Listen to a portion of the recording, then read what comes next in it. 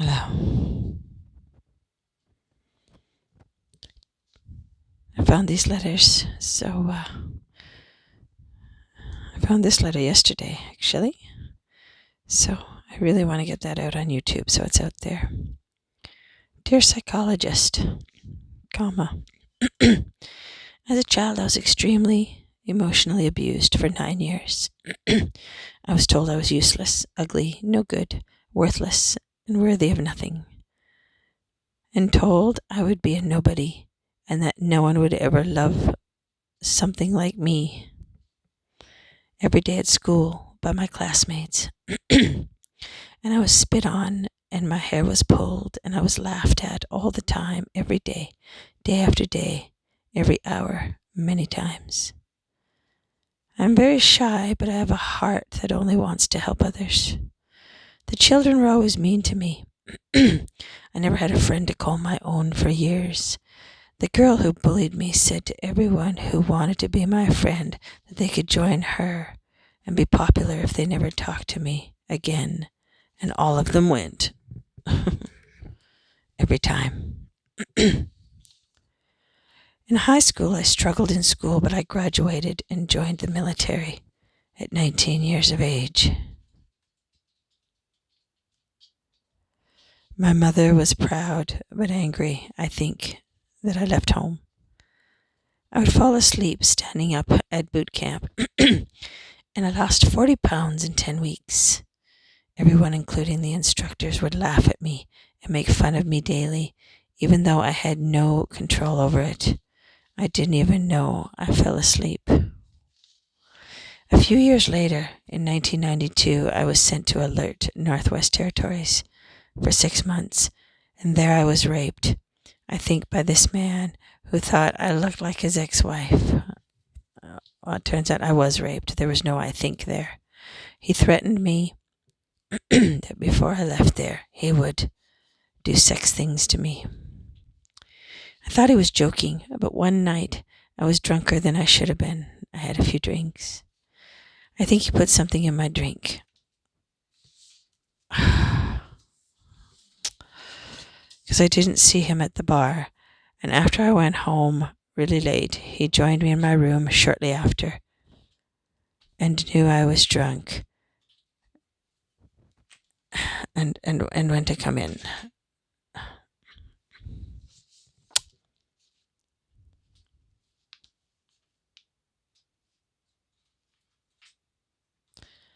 All I remember is he took all my clothes off.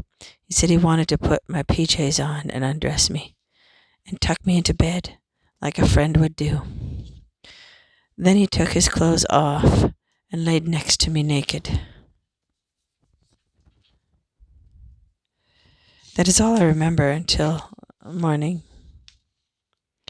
He was gone shortly after, I think.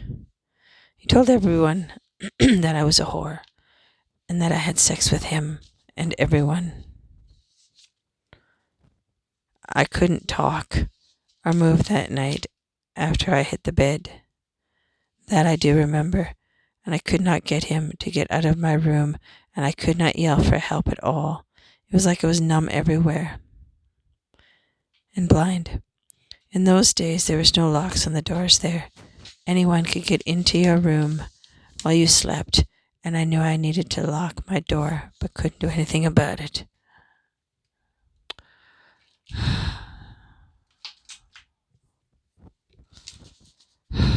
Then another man approached me in Alert 2.5 weeks later.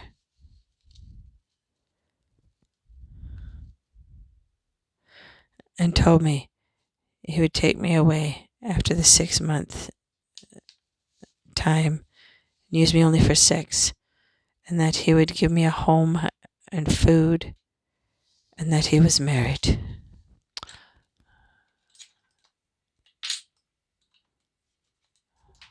Stop it.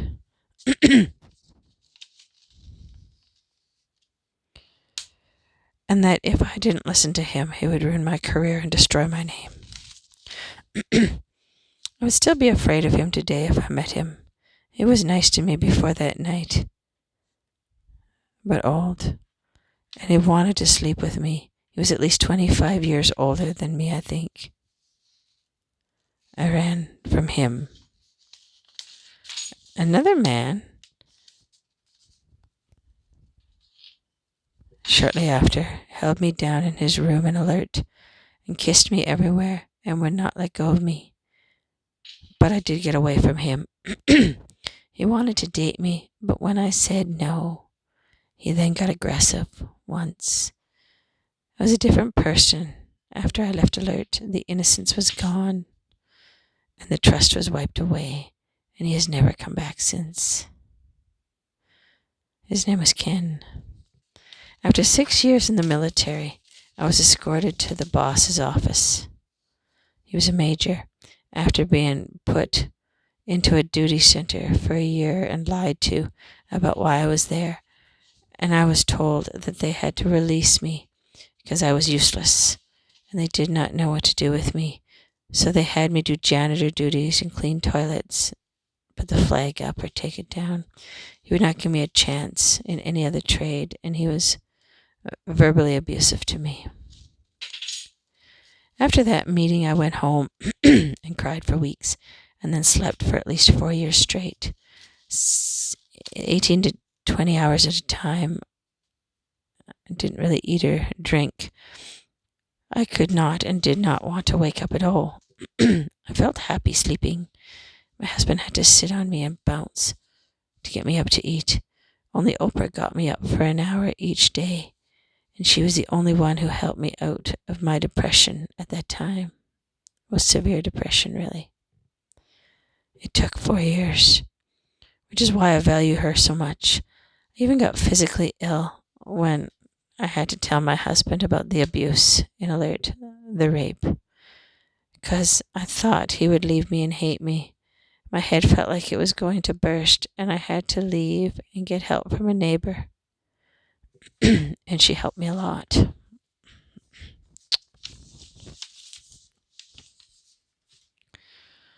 Then one day, Dr. Phil walked on the stage on Oprah's show, and I became a daughter to him in my eyes. I went under his wing and trusted everything he said. He helped me recover in so many ways, and after losing my baby, I started writing him every night to hope to get a chance to get on his show, just to meet him face to face, to thank him for what he did for me. But I never had any luck. All I want still is to meet him in person. Well, that was back then. I don't anymore. I still write him every night. Because of them, I kept moving forward, and I started learning how to love myself again. They are my heroes. Then I had my children. They are my true motivators to get me up and moving every day. I do it for them, not for me. If I had it my way, all I would want to do is sleep all day and night. I think that way I could not be hurt from anyone. Then no one could hurt me. So I lost my baby. I had a miscarriage and I had a DNC. It was very graphic, and the nurse actually pulled the baby out of me on my 3-month appointment. Well, the baby was slightly attached and fell out of me during a checkup, and she put her in a saline urine jar in front of my eyes and filled it with saline. I thought I was crazy when I felt like she was drowning my baby in front of me. I did not like it when she filled her with water, even though I knew she was not alive. That was hard to see. And then she put my baby on the table and left the room for 10 minutes with me and my son and my dead baby in a jar. She said I could not keep her and bury her, but the hospital owned her now. So I cried inside, not in front of my 2-year-old son at the time, and I bled a lot after. I went into shock after I handed my son off to friends, finally, at an elevator. My husband did not believe that I was losing our baby, so he left me with my son while he went into town to write a test. In surgery, when I woke up, there were people all around me putting needles into me everywhere. And then I woke up very uncomfortable, but I made it through. I needed a blood transfusion that day, and I spent the night in the hospital while the doctor asked if I wanted to. While carolers were singing Christmas songs on the floor by my room, I cried a lot that day. Then we had to live with in-laws. They hated me and treated me unkindly and were very strict. When we first got there, within a couple of days, my mother-in-law said, "Let's go for a drive." And she said, "This is where the park is. This is where the mall is. This is where all these places are."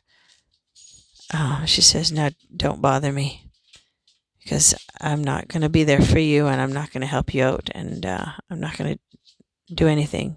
So you're on your own." We had to live with that for like 6 months.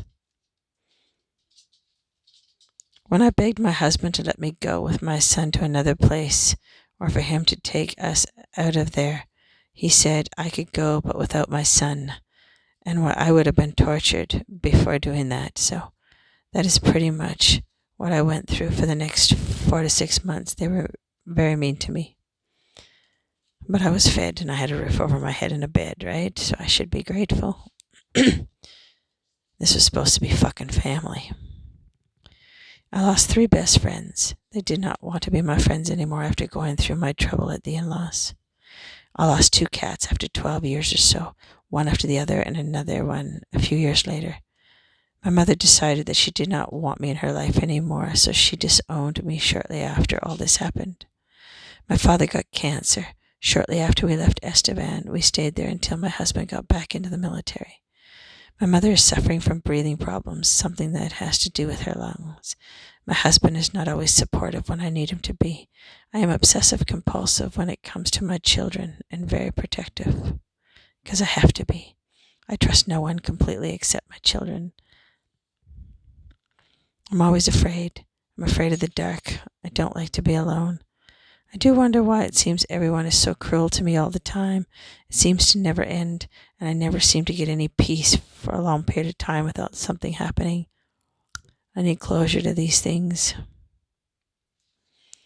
And that was the letter that I wrote to any psychologist. So I'm going to have a drink of water because my voice is off for my next video. Bye.